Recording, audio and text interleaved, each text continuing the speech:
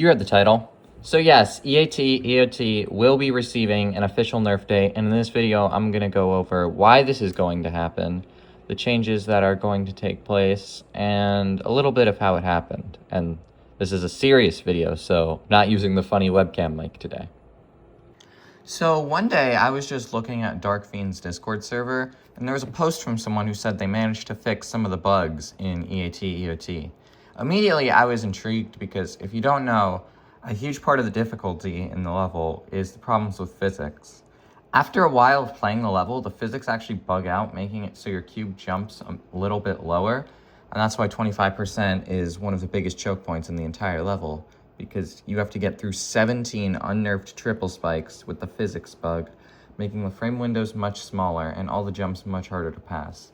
This is why people like Solah died here a lot from zero, and one of the main reasons that people consider the level so difficult. Even the UDL thinks the level's harder than Crimson Planet, which I still disagree with, but I think my original estimation of just a little harder than Sonic Wave is probably not correct, at least for the unnerfed version. Another huge problem with the physics is at 57.30% into the level. The X position messes up, treating the game more like it's at 2x speed rather than 1x speed. Even though there was no speed portal placed down, it's because the physics just mess up the game because you've been in the same level for so long, causing one of the biggest choke points in the level, which is 61%, where if you're at 1x speed, these jumps would be relatively easy. I've done them at 1x speed, they are relatively easy. But now that you're at 2x speed, you have to hit them in a very specific way over and over, otherwise you die.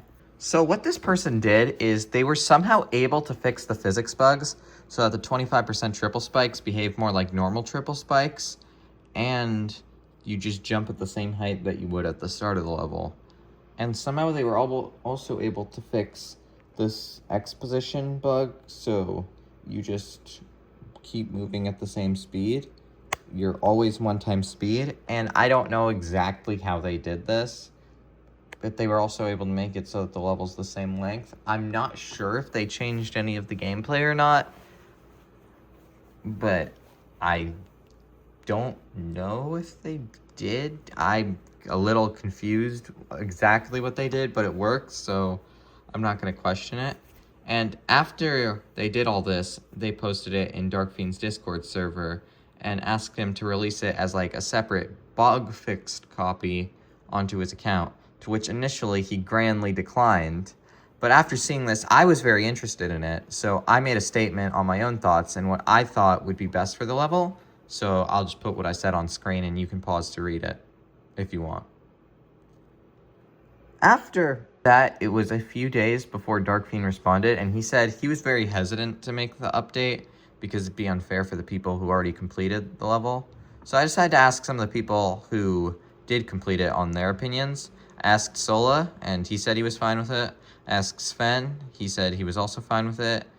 And these are two people who have beaten the level, by the way. And I even asked someone who's currently trying to beat the level but hasn't completed it, their opinion, and they were also fine with it. So he brought this all back to Dark Fiend, and he was like, you know what, fine, we'll do the update after it gets verified. So the level's gonna officially be verified by me.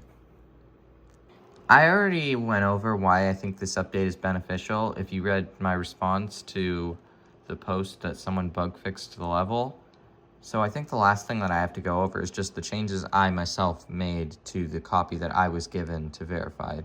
So I'll just put those on the screen right now if you want to pause and read them. It's mostly just visual stuff, but there are a few things in EATEOT that I wasn't a huge fan of.